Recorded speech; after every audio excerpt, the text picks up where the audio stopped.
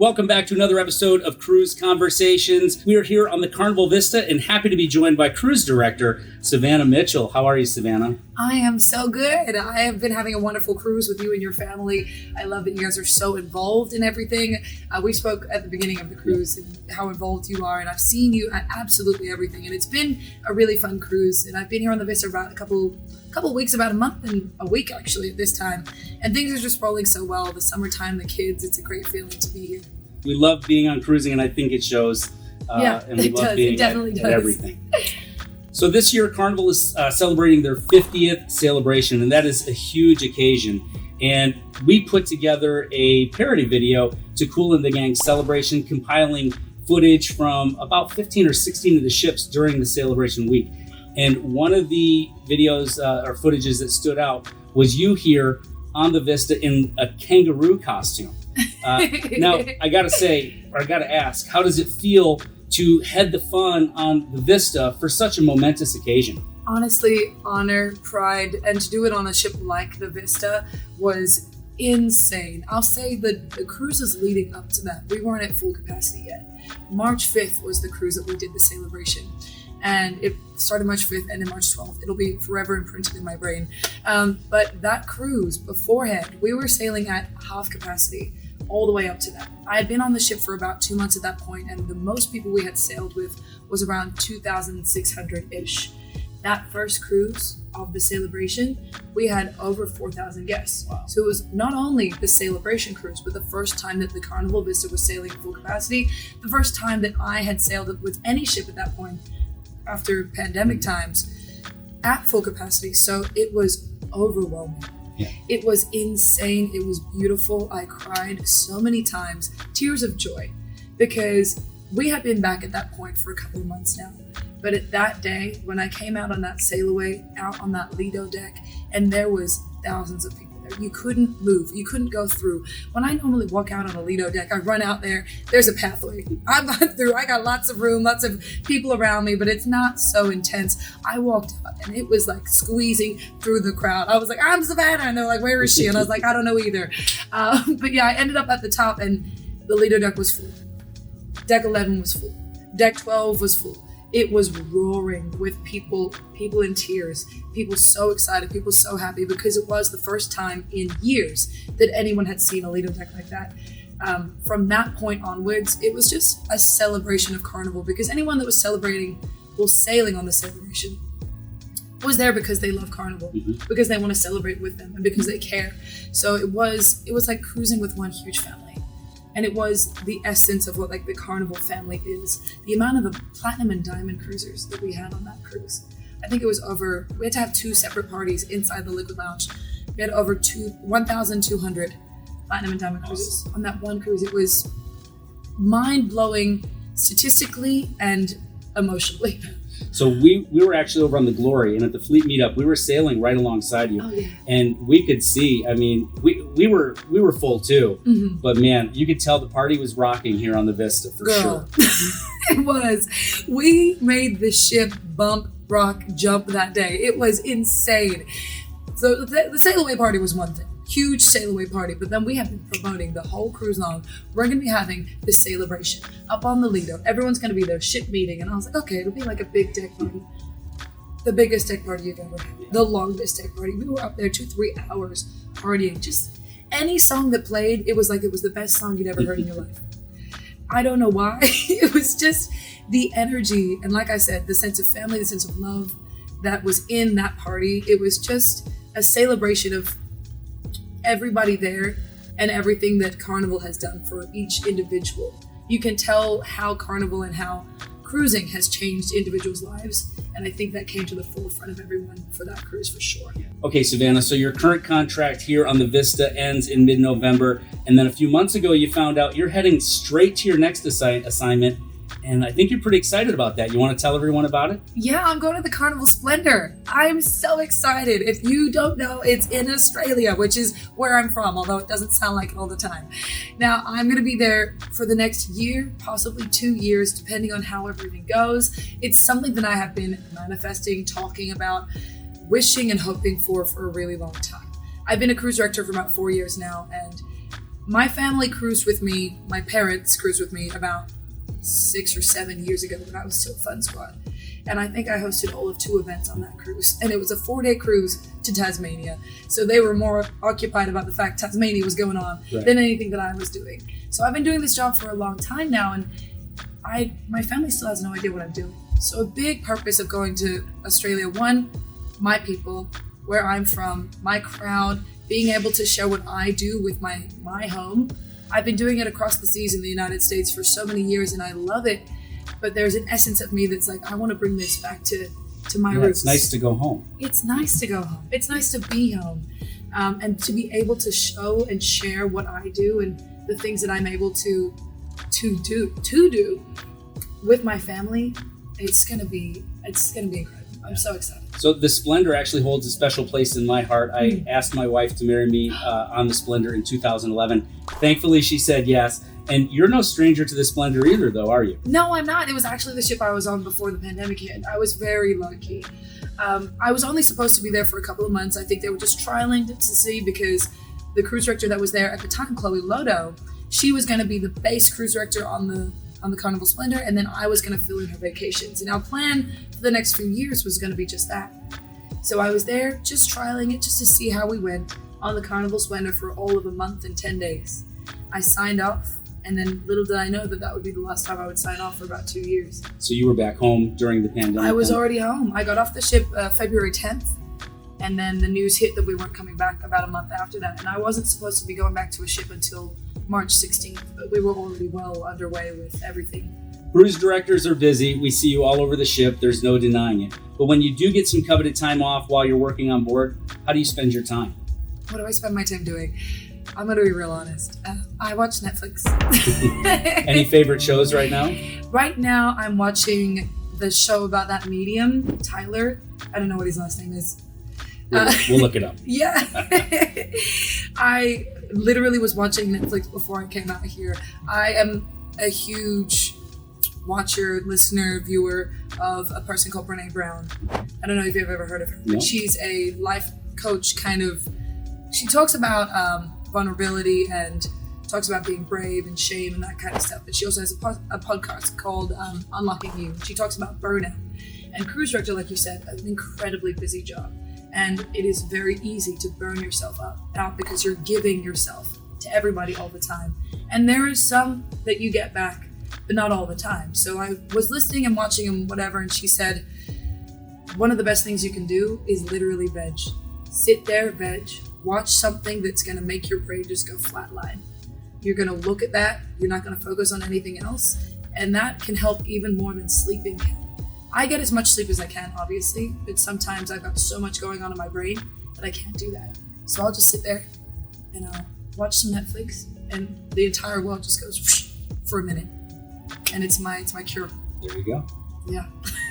One of our favorite things to do on a cruise ship is people watch. Okay? And being a cruise director and working on ships for over 8 years, I'm sure you've done your fair share of people watching. You've seen some crazy things, but also some acts of kindness. What's your favorite act of kindness that you've seen on board a fun ship? My favorite act of kindness? Well, I mean, just this morning, I had a man call me from guest services because he had hurt his knee last night and he had an excursion that he could have gotten a refund for. And he said, I need you to give this to somebody else. He's like, I don't care. I'll pay for it. I don't mind. But there's an excursion with 2 tickets and that excursion was sold out. And he wants someone else to be able to really experience that and have that experience. Like little things like that happen every single day. I bet. Little acts and little moments of kindness happen every single day. Moments that are pretty special, something that was really heartwarming that happened a couple weeks back was the reuniting of people.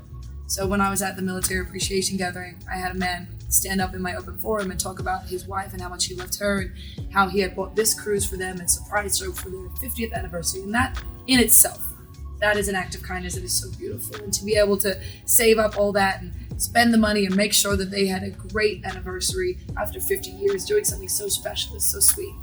But then when he got up and he told his story about his life in the military and what he'd done and how he'd become an instructor and stuff, the next person to speak that got the microphone said, I thought you looked familiar.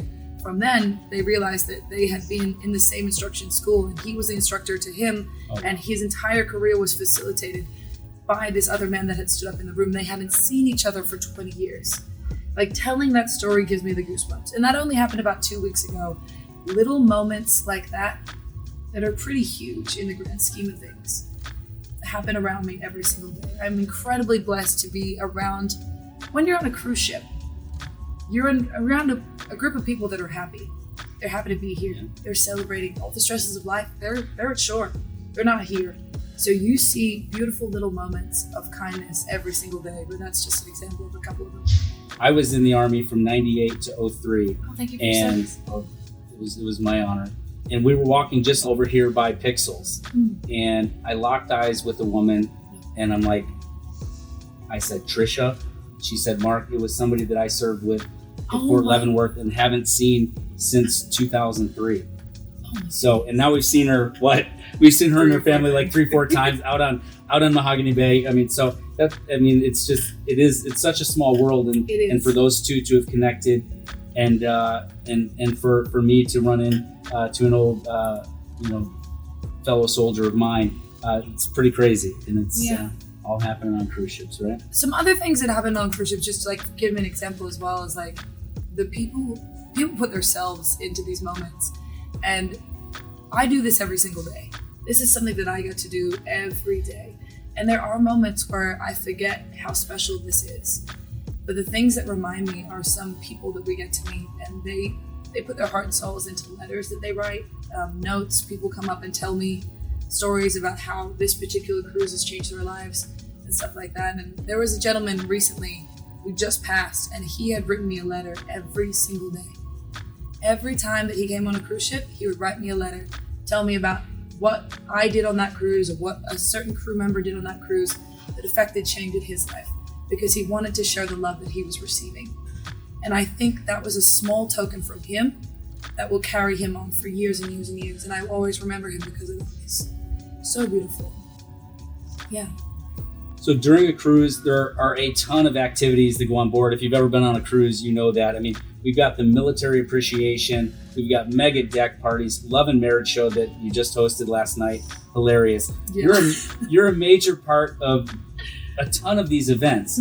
But which one do you look most forward to hosting every week? It would be a tie.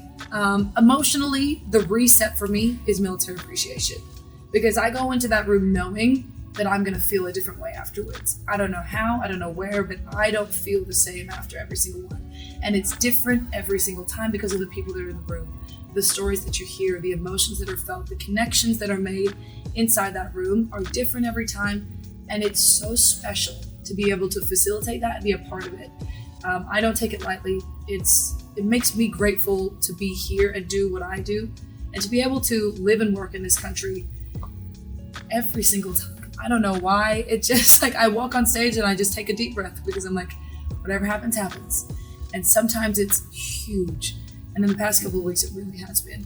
And then the other event is love and marriage, because again, I have no idea, but on a different spectrum, because sometimes it's like, oh, okay, it was fun. Other times I am crying with laughter. Last night, crying.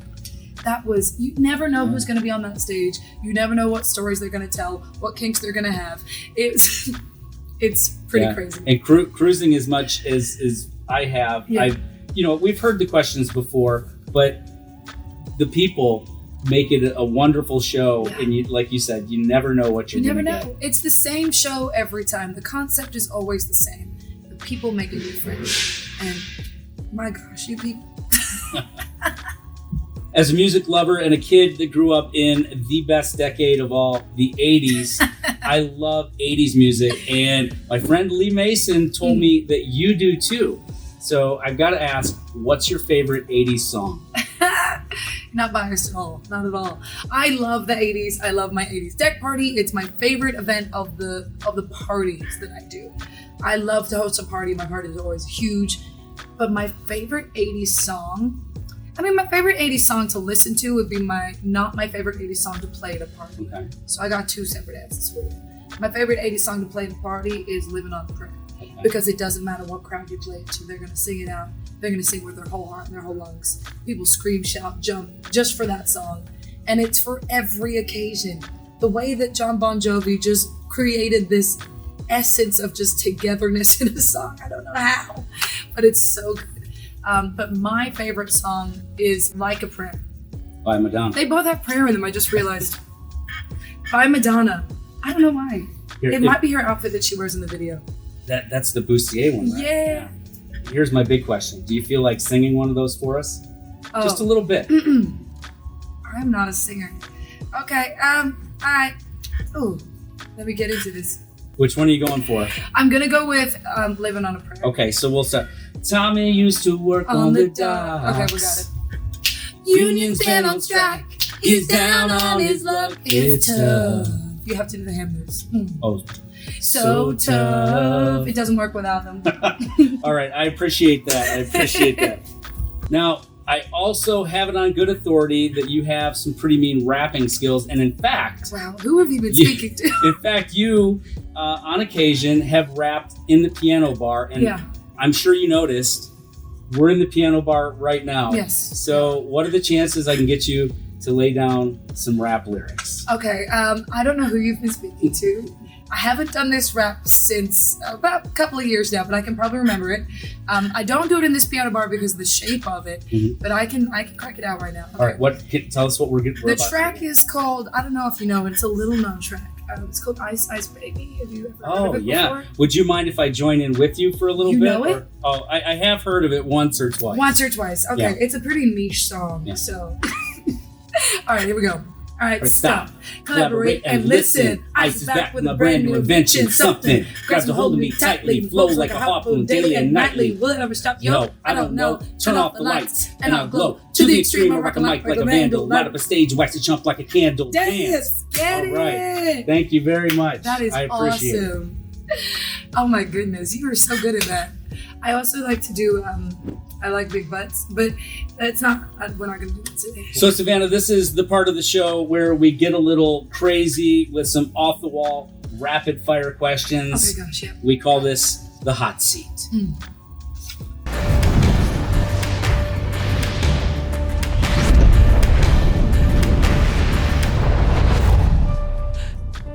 So welcome to the fire.